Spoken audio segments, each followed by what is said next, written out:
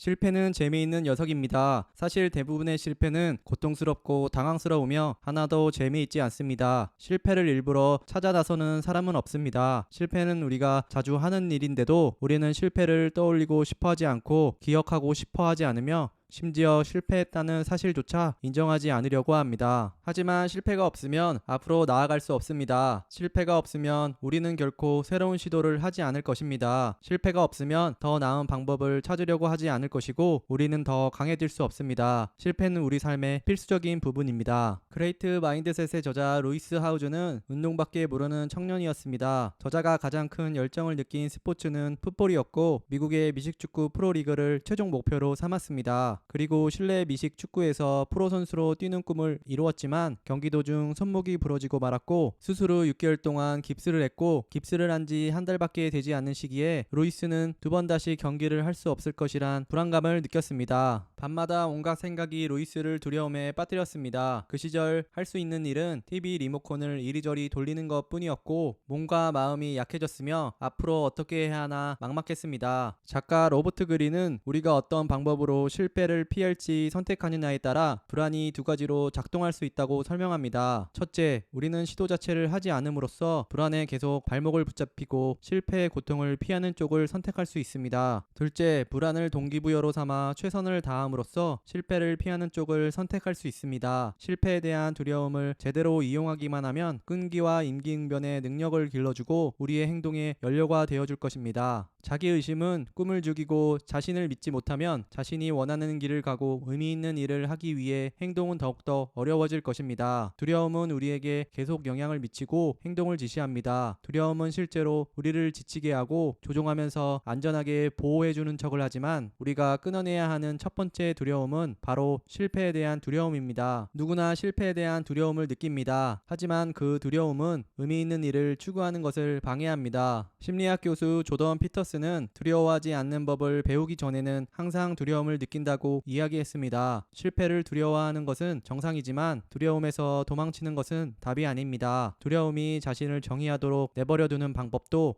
효과적이지 않습니다. 조던 피터슨 교수는 두려움의 대상에 노출될수록 그것을 덜 두려워하게 된다고 강조합니다. 실패보다 더 나쁜 것은 도전하지 않는 것에 대한 후회입니다. 실패는 우리가 배우고 성장하도록 도와줄 수 있습니다. 실패할 수도 있고 심지어 비난받을 수도 있습니다. 하지만 실패를 기회로 받아들인다면 다음에 더 멋지고 더 위대한 결과를 만들어낼 수 있을 것입니다. 작가 댄 밀먼은 60세의 나이에 외발 자전거 타는 법을 배우기로 결정했습니다. 페달을 밟자마자 외발 자전거가 앞으로 튀어나갔고 그는 울타리를 붙잡고 매달린 상태가 되었습니다. 외발 자전거를 타는 것에 계속 실패했고 일주일 동안 매일 연습반 끝에 페달을 6번 밟은 후에 자전거에서 떨어질 수 있게 되었고 2주 후에는 페달을 12번 밟았고 3주 차에는 무려 팔자 모양으로 달릴 수 있게 되었습니다. 이 경험은 그에게 두 가지를 가르쳐 주었습니다. 첫째, 습관을 바꾸든 외발 자전거를 타는 법을 배우든 처음에는 뭐든지 어려운 법이며 둘째, 획기적인 변화가 일어나는 날은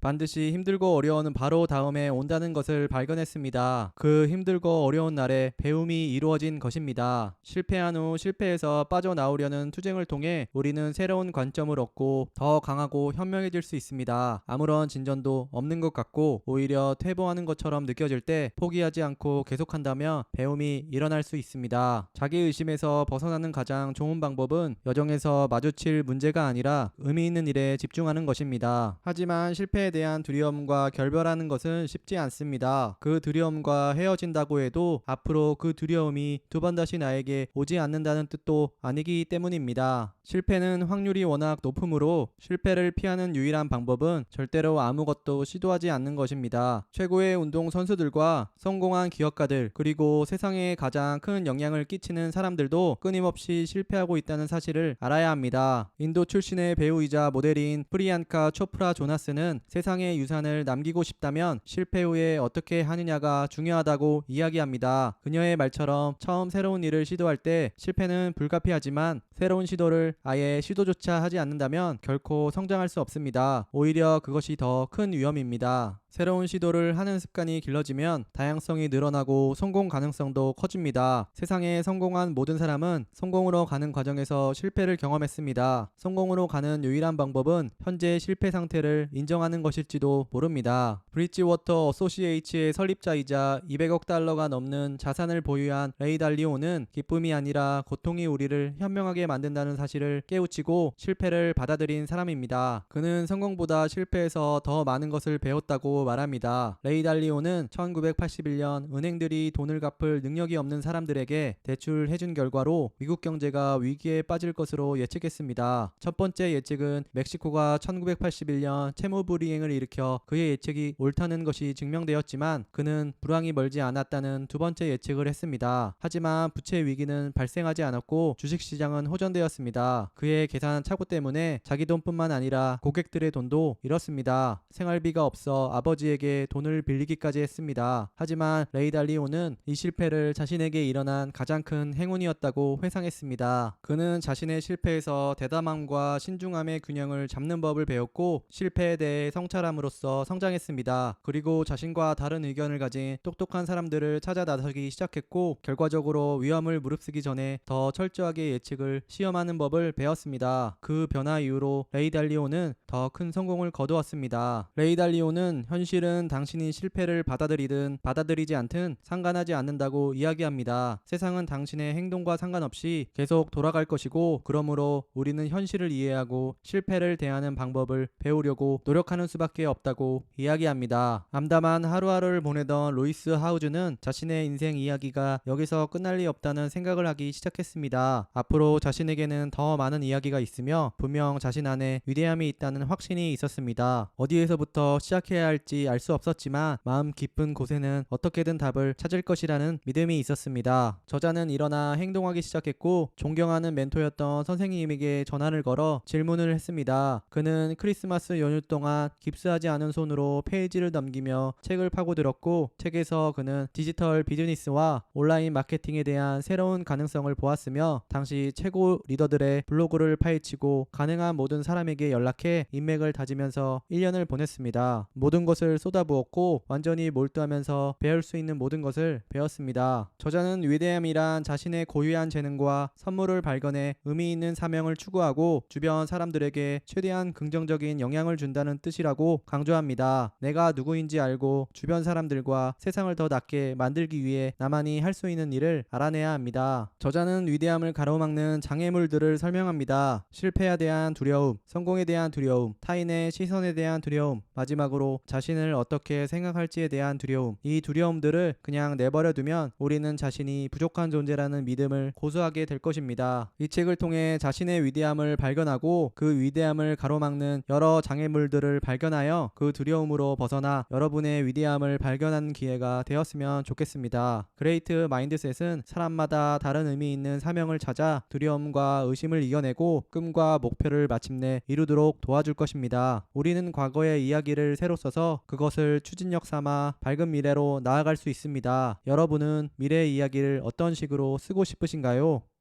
시청해 주셔서 감사합니다.